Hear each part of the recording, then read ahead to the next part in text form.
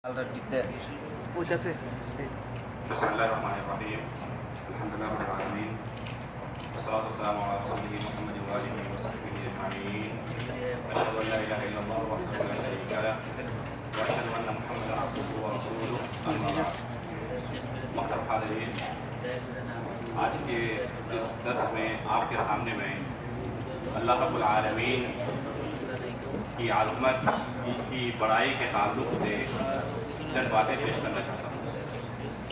इंसान की फितरत यह है कि जब उसके सामने उससे कोई बड़ा आदमी मकाम व मर्तबे के लिहाज से सामने होता है तो उसकी वो ताज़ीम करता है, और फिर उसके साथ जो उसके ताल्लुकात हैं, अगर वो उसका हाकिम है तो उसकी इज्जत करता है, उससे डरता भी है कि कहीं मुझसे कोई गलती सरजद ना हो जाए और उससे मुझे उनकी तरफ से कोई सज़ा ना मिल जाए। बतौर मिसाल, अगर आप किसी कंपनी में काम करते हैं तो उस कंपनी के बॉस से हमेशा आप डरे रहते हैं। कोशिश होती है कि कोई काम मुझसे ऐसा ना हो जाए जिससे मेरा बॉस मुझसे नाराज़ ना हो जाए। इसी तरह बसा औक़ात आपके सामने बहुत सारे ऐसे अफराद आते हैं जिनकी हकीकत का आपको इल्म नहीं होता, तो आम शख्स की तरह उनसे तामुल करते हैं। लेकिन अगर आपको पता चल जाए कि मेरे सामने जो मेरा शख्स है, जिससे मैं तामुल कर रहा हूँ, जिससे बातचीत कर रहा हूँ, जिसके साथ रह रहा हूँ, वो बहुत बड़ा कोई अफसर है या सिविल ड्रेस में सादे लिबास में कोई पुलिस वाला है, तो आपका तामुल जानने के बाद उसके साथ ऐसा नहीं रह जाएगा जैसा कि आप जानने से पहले उसके साथ तामुल करते थे।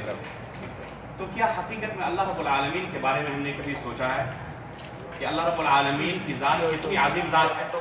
क्या अल्लाह रब्बुल आलमीन की आज़मत के ताल्लुक़ से हमें हकीकत में इल्म है? हकीकत में हमें इसका इल्म होना चाहिए। अगर नहीं है तो हमें ये तलाश और जुस्तजू करनी चाहिए कि जिस रब ने हमें पैदा किया है, इतनी बड़ी कायनात को जो चला रहा है, जो तमाम मखलूक़ात को रिज़्क़ अता करता है और जिनके सामने हमें एक दिन हाजिर होना है और अपने अमल का हिसाब देना है, आखिर वो रब कितना अजीम और कितना बड़ा है।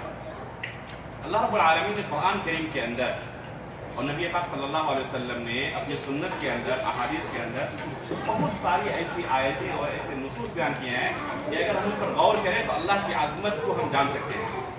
कुरान करीम की एक आयत के अंदर अल्लाह ताला का इरशाद है, फरमाते हैं वमा तस्कुतु मिन वरक़तिन इल्ला यअलमुहा। हर शख्स के आसपास, घर के बाहर दरख्त और बहुत सारे पेड़ पौधे पाए जाते हैं। कभी अगर आपको कहा जाए कि इस दरख्त के अंदर कितने पत्ते हैं, आप जरा गिनकर और शुमार करके बताइए, तो क्या बता सकते हैं?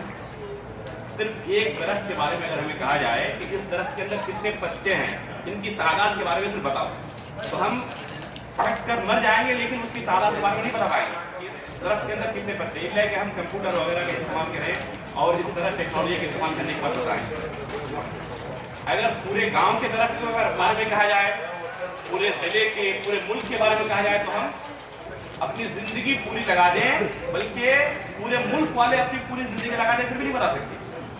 अल्लाह रब्बुल आलमीन इस आयत के अंदर क्या फरमाते हैं, वमा तस्कुतु मिन वरक़तिन इल्ला यअलमुहा। कोई पत्ता भी अगर किसी दरख्त से गिरता है तो अल्लाह ताला को उसकी भी खबर होती है।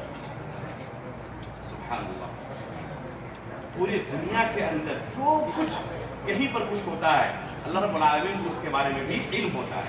यहाँ तक कि रात के अंधेरे में एक काली चींटी काले पत्थर के नीचे से जाकर अपना रिज़्क़ हासिल करती है, अल्लाह रब्बुल आलमीन को उसका भी इल्म होता है। एक माँ के पेट के अंदर बच्चा पल रहा है, अल्लाह रब्बुल आलमीन को उसके बारे में जानकारी है और अल्लाह ताला उसे भी रिज़्क़ अता कर रहा है। दुनिया के अंदर कितनी मखलूक़ात अल्लाह ने पैदा की और हर एक को अल्लाह रब्बुल आलमीन उसके हिसाब से उसे मुतअय्यना वक्त पर रिज़्क़ दे रहा है। अगर एक बादशाह को कहा जाए, किसी मुल्क का बादशाह हो, कि दुनिया के अंदर जितनी मखलूक़ात है सिर्फ एक वक्त के रिज़्क़ का तुम इंतज़ाम कर दो, तो अपनी पूरी सल्तनत बेचकर भी एक वक्त के रिज़्क़ का इंतज़ाम नहीं कर सकता। जितनी मखलूक़ात अल्लाह ने दुनिया में पैदा की है, और जब से दुनिया बनी है और जब तक ये दुनिया रहेगी क़यामत तक, अल्लाह रब्बुल आलमीन हर एक के रिज़्क़ का इंतज़ाम कर रहा है। कभी किसी को ये शिकायत नहीं हुई कि मुझे मेरा रिज़्क़ आज नहीं मिला। ये है अल्लाह रब्बुल आलमीन की आज़मत। ये दुनिया कितनी बड़ी है। अगर कहा जाए कि दुनिया का किनारा कहाँ है, तुम जाके वहाँ पर तलाश के मुझे दिखाओ, تو انسان عاجز آ جائے گا، دنیا کا کنارہ تلاش نہیں کر پائے گا. اتنی بڑی دنیا ہے. جانتے ہیں جو سورج ہمارے سر کے اوپر ہے یہ اس زمین سے، اس دنیا سے سائنسدانوں کی تحقیق کے مطابق 13 لاکھ گنا بڑا ہے. یہ سورج جو ہمارے سر کے اوپر ہے اس زمین سے، اس دنیا سے 1 2 3 4 5 نہیں بلکہ 13 لاکھ گنا بڑا ہے. یعنی اس طرح کی اور 13 لاکھ زمینیں ہوتی تو ایک سورج کے برابر ہوتا. اس سورج کو کس نے پیدا کیا؟ اللہ رب العالمین. جو اللہ رب العالمین 13 لاکھ گنا بڑا اس دنیا سے سورج پیدا کر سکتا ہے تو رب العالمین کتنا بڑا ہوگا؟ اور سورج سب سے بڑا سیارہ نہیں ہے بلکہ سائنسداں کہتے ہیں کہ سب سے بڑا جو سیارہ ہے اس کائنات کے اندر وہ وائی کانس ماجوریس ہے. اس سیارے کا نام ہے وائی کانس ماجوریس جو کہ اس سورج سے بھی 9 بلین گنا بڑا ہے. اس سورج سے بھی 9 بلین گنا بڑا ہے. یہ تمام سیارے صرف ایک زمین اور ایک آسمان کے اندر ہیں.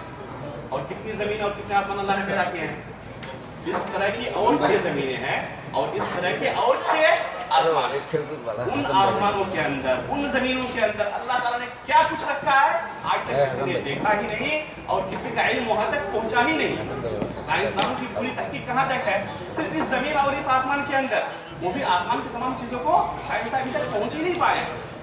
اسی لیے اللہ تعالیٰ نے قرآن کریم کے اندر کہا ہے وَمَا أُوتِيتُم مِّنَ الْعِلْمِ إِلَّا قَلِيلًا. اے انسان تمہیں تھوڑا سا علم دیا گیا ہے اور اس تھوڑے سے علم پر ہم کتنا فخر کرتے ہیں کہ مجھ سے بڑا سائنسداں اور مجھ سے بڑا کوئی ہے ہی نہیں.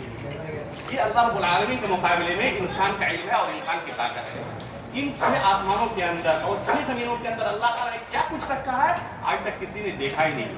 قرآن کریم کے اندر اللہ تعالیٰ کا ارشاد ہے فَلَا أُقْسِمُ بِمَا تُبْصِرُونَ وَمَا لَا تُبْصِرُونَ. قسم ہے ان تمام چیزوں کی جسے تم نے دیکھا ہے اور جنہیں تم نے دیکھا ہی نہیں. جنہیں ہم نے دیکھا ہی نہیں وہ اس سے کہیں زیادہ ہے. اور ان 6 آسمانوں کو، 7 آسمانوں کو، 7 زمینوں کو قیامت کے دن اللہ رب العالمین اپنی مٹھی کے اندر لے لیں گے. یوم نطوی السماء کطی السجل للکتب. جس طرح ہم کتاب سمیٹ لیتے ہیں نا، اللہ تعالیٰ نے مثال دی ہے کہ ہم آسمانوں کو سمیٹ لیں گے اس طرح. والسماوات مطویات بیمینہ. قرآن کریم کے اندر اللہ تعالیٰ کا ارشاد ہے کہ یہ 7 آسمان اللہ تعالیٰ کے داہنے ہاتھ کے اندر ہوں گے. اتنا بڑا آسمان اور اس طرح کے 7 آسمان، اس کے اندر کیا کچھ ہے؟ اگر اللہ کی مٹھی میں آ سکتے ہو تو وہ رب پھر کتنا بڑا ہے. اور اس رب کے بارے میں ہم کبھی سوچتے نہیں اور نہ اس سے ڈرتے ہیں اور نہ مصیبت کے وقت اس کو پکارتے ہیں. بلکہ پکارتے کن کو ہیں؟ جو ہم جیسے ہی لاچار ہیں، بے بس ہیں، کمزور ہیں، اللہ کی چھوٹی سی مخلوق ہے. مصیبت کے وقت اس رب کو بھول جاتے ہیں جو کہ اتنا عظیم ہے اور جس نے خود ہمیں مانگنے کا حکم دیا ہے. بلکہ وعدہ کیا ہے کہ اگر تم مانگو تو میں تمہیں مایوس نہیں لوٹاؤں گا. اللہ کے سامنے ایک بندہ اپنے دونوں ہاتھوں کو اٹھاتا ہے اور اس سے روتا ہے، گڑگڑاتا ہے، اپنے گناہوں کی معافی طلب کرتا ہے تو نبی کریم صلی اللہ علیہ وسلم کا ارشاد ہے کہ ان اللہ عز وجل لا يستحيي من عباده اذا رفع يديه اليه ان يبدوا سقا.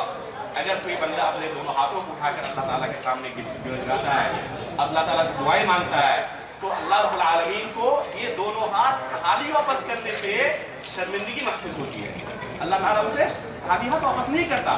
اس کے باوجود اگر ہم اپنے حاجات کے وقت، اپنی مصیبتوں وقت اس رب کو بھول جائیں اور کسی ایسے شخص کے سامنے اپنا ہاتھ پھیلائیں جو کہ خود محتاج ہے. اللہ رب العالمین کے سب سے برگزیدہ بندے کون ہیں دنیا کے اندر؟ وہ انبیاء کرام ہیں. اور خود انبیاء کرام کی زندگی کو آپ پڑھیں جو قرآن کے اندر اللہ تعالیٰ نے بیان کیا ہے کہ وہ خود اپنی مصیبت کے وقت ان کو پکارتے تھے، اللہ رب العالمین کو پکارتے تھے. آج ہمارے اولاد نہیں ہوتی تو ہم دوسروں کے مذہب پر جاتے ہیں اور ان سے اولاد طلب کرتے ہیں. قرآن کریم کے اندر اللہ تعالیٰ نے اپنے سب سے برگزیدہ انبیاء کرام میں سے ابراہیم علیہ السلام کا قصہ بیان کیا ہے جو کہ جن کا لقب بھی خلیل اللہ ہے، یعنی اللہ کے دوست ہیں. ان کی حالت قرآن کریم کے اندر اللہ نے بیان کیا ہے کہ بڑھاپے کی عمر تک پہنچنے کے باوجود اولاد کی نعمت سے محروم تھے، بچے نہیں ہو رہے تھے. کون ہے؟ خود نبی ہیں.